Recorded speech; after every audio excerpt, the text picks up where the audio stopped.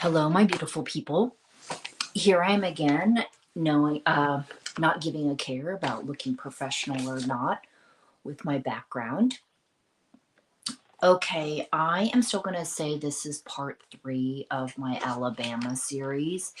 And how are you all doing? Uh, there's always a lot of updates. And again, I have failed in my uh, I guess, the need to be writing or speaking on here as often as I should, which really should be daily. But it can never really be quick shows, people. I really feel like it can't be. It can be. I just like to keep people's attention. So I try to keep it shorter. So today, what I want to say in saying this is part 3 of the Alabama series, still continue on with some humor. I'm also, though, going to add some different things in terms of the updates in topics that I want to talk about and whatever else is going on in my life. So, the humor that will continue that I wanted to say is uh, I was asking my dad basically kind of like what he remembers after all of this. So to speed you guys all up is basically there was a cardiac arrest event at his house with his wife in Alabama. And basically, it sent me into fear mode, false fears, and things like that regarding death. He's 82 years old. And I didn't go into this too much at all in part 1, but this is what I wanted to explore more and create a series about it, is kind of like what it did to me. While it could have gone really, really downhill and sideways, it didn't. And he basically had great care. I saw all the signs that everything was going to be okay. There were some humorous moments, and for something that really could have ended quite quickly, um, especially since the ambo took about 20 minutes to get there. She called 3 times, and he had changed colors. He was already in, I don't remember the terminology, but like it was like third degree ventricular something. But basically what happened is over time, one of his medications was on, just was slowly making his heart slow down, right? And basically got to that point like he should have been dead. It's one of those stories. So I was like, is this going to be a near death life experience or something that he's going to come back and talk about? And he is an atheist. Okay, so long story short, all these false fears, don't know if he even wanted to live anymore, all these things going through my brain. And so I wanted to talk about that in a series, but I hadn't decided and still haven't decided if I want to do it in a storytelling format. I am again going to get distracted with my new amazing job that I will talk about another time. And I'm going to get distracted, so I don't know where I'm going to go with this. I'm probably, again, going to try to keep it brief and do a couple of episodes on it, though, at least, since this has been a huge part of my journey that could have gone, like I said, very sideways and very downhill, since we're pretty close. Okay, so the funny thing though about it is that asking him, okay, did you remember that? Do you remember that? Do you know you wouldn't shut your ass up in the hospital? And I was just laughing because you never talk that much and all these sorts of things. And then him whacking me in the face, and wanted to talk about my native ritual that I did, ceremony in the hospital. But one of the things he said is that I said, so do you remember being in the the ambulance, like what was going on there, whatever? And he said the only thing he could remember that he would call as a vision is basically he saw a mosaic of colors, and then he was just like said to himself, oh, I'm out, this is the end. And he described it as somebody clicking on the remote, like somebody just clicked the remote off and he passed out. Well, I guess he woke up during that time, but I was like, so did you hear anything? What was going on? And he's like, well, he was making a joke of it. And he's like, well, I heard them saying, stay with me, stay with us, stay with us. And he was just laughing and being dramatic, like you see in movies and on shows. And then he heard them saying something about how he has a DNR tag, do not resuscitate tag. And they were talking about that amongst themselves. And somebody was saying, "Where's the paperwork?" And again, it cracked his ass up. So he's laughing about what he heard during that time. That's about all he said in there. So again, I thought that that was funny because he was making a joke out of it, especially in a very serious situation, right? Okay, so there is more to talk, like I said, that I will talk about that, but I just wanted to include that. And if you do all want to hear that little series of what I'm going to do, I just kind of want to give a little bit of background information and maybe why uh, I'm bringing up the whole false fears thing and illusions in my mind and all that sort of thing, and the things that can make anybody crazy if they start thinking those thoughts, which that's a part of wanting kind of me to, it's not necessarily to evolve culture in that way, but look at death in a different way. Even though you'll hear people talk about it's a natural part of life, blah, blah, blah. But the old ways of just how we have looked, I consider it old or former ways or traditional ways of how we've looked at death. And I think death also, depending on how it happens, is going to affect, right? Traumatic tragedy, murders, these sorts of things, of course, we're going to respond differently. But, and everybody has a different perspective and different experience. So I can only speak from my own, which is the fear mode and the abandonment and all that sort of stuff. Okay, so I wanted to talk about that. I also wanted to talk about just being in Alabama. What happens to me is basically realizing, I don't know why I just realized this, I am amongst introverts. Um, in general, if I am talking about, my dad and his wife in Alabama, or my sister has aspects of it, I have aspects of it, and I grew up like that, and I still appreciate that.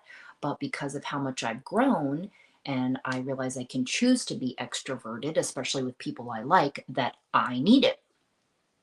Right? So, me talking about what that means when I go there and how I need to do things, not all the time, but I need to do stuff, and how they don't really want to do anything. Okay. And also the different personalities. And also, what I wanted to talk about in that collection is so it was my stepmom, wife number 4, and my sister, half sister, and me. So, um, we are all, I would say, in speaking wise, communication wise, extroverted and with each other, but we're also kind of different personalities, right? And me having to take the lead. And I didn't think I was taking the lead very well when we had to get my dad from the car to the toilet, getting him in the house. So that's another part of humor comedy in the story in this episode of part 3. Uh, and again, observations of, like, I wanted to apologize, or I did, to my sister, of how I was acting, is that, she's 24. I keep wanting to say 26. 24 is, I'm expecting her to take action on certain things or know certain things without me telling her. And I was getting irritated and irritable, and I felt bad about that. So just little things. This is the stuff I journal and document on people, is just observing, like, why do I do that? Why am I acting like that? Why this, whatever, being disappointed in myself, angry at myself that we didn't practice walking around in the hospital more with my dad before we took him home because his legs were weak. All these sorts of things of dumbness where I'm just like mad at myself. So I kind of could sum up the whole series right here, right? And just talking about these sorts of things, but this is very on a superficial level.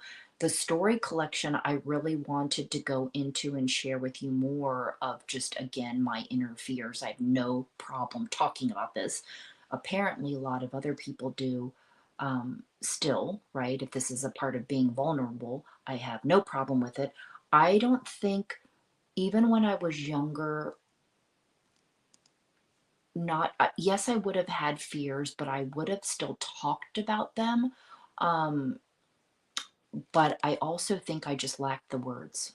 If you've heard me talk about it at all, as far as like having no social skills, I mean, actually just didn't know how to express what I was thinking, I guess, or feeling. Maybe I was able to do it better in writing, or wanted to do it better in writing. I don't know, wanted, I don't know if that's a word to say, wanted. Uh, but anyway, um, what else did I want to say about that? I think I'll close out this section here. So whether or not will put out the series, I think it's good and healthy for me to be talking about it, because clearly I didn't journal enough on it. But again, we will see. I don't know. Again, one of these things, maybe it'll interest other people if I do it more of a storytelling format and not making it so much of a structured class like before and after mindset. While, of course, I feel like that would provide some value to somebody.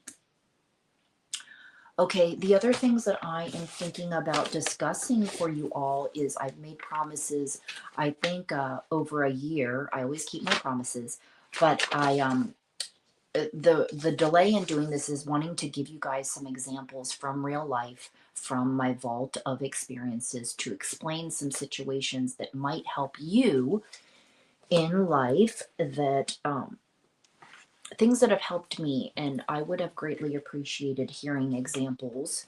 I think that our elders have always had examples for us, but maybe we never talked to them. We never uh, I feel like it's one of those things too, like you got to go through it, and then you'll be like, and then, right? I tell you, you go through it and you're like, oh, that's what she meant, if it resonates with you. Okay. And maybe my perspective and my advice and my approach, is something that will help you, if that makes sense, right? So the examples that, since I have a lot of assertiveness, being assertive and what that means, right? Assertive without aggression. I have tons of those examples, and I talk about it here and there in a couple of my episodes. And then I think it was in my boundary setting. I have a couple of talks on that. But again, I am just going to go from what I know, since I don't really ever get requests for anything specifically that people might want to know about. I just am giving examples that probably a lot of us, if you haven't experienced yet, you will experience, or you will understand, because they're basic and everyday. Not necessarily, right? It's professional or personal relationships, but it's going to be human interaction, right? Interpersonal relationships, family members, friends, extended family, in laws, strangers, and how to approach, how to talk to them. And I can give you specific examples, people coming to your door, you opening it, right? Because before, it was always like, before I became more confident, it was picking up the phone because somebody calls, answering the door because somebody knocks or rings it, and then also me still a little bit learning how to deal with pushy people, because sometimes I'm just like, why do I gotta be rude? Why do I gotta be mean, even if it's closing the door or walking away, or, I mean, walking away doesn't necessarily have to be mean, but there's a lot of follow up with it, right? It can be exhausting, just like parenting. Because if you look it up and you study anything as well about bullying or boundary setting, there's something called a broken record technique. So you can apply it in so many facets of your life. And that's what my examples, though, would come from, like I just told you. Okay. So strangers, or maybe homeless people, or people coming up to you, people you bugging you, and you don't want to be bothered, whatever it is. But from me, it was from that approach, or the perspective is that I don't want to sound like a bitch, or I don't want to this, that, and the other, right? Somebody is being overly too, what's the word? It's not even a flirtatious, even just a pushing, hitting on, like shutting it down right away, whatever it is, unless they're cute, joking. But I have that in an example too, and I don't remember what episode what this is with this. Um, that I was talking about that specifically, that I was just like, God, I just wish I could have said something in that situation because it was a friend of a friend. All of these examples are me learning to grow the balls, cojones, right? It's before I had the balls. The other example that I wanted to give, and I will go into it deeper, I feel like while I don't need to go into every scenario, people, I need to give you the real of the juice and the whole everything behind the before and after, just so you can understand, like, what the hell do I mean, or do I mean when I say that somebody, I thought that a man gave me my worth, gave me my sense of value, gave me this and this, which again is coming from outside of me, but why I did that, what what uh, what happens after that I learned my worth, and that I have something to offer, and not feeling like, right, I have to get it from somebody else, or this validation kind of things. Like at the time I couldn't explain to you. I can explain to you now, but back then I couldn't. Long story, right?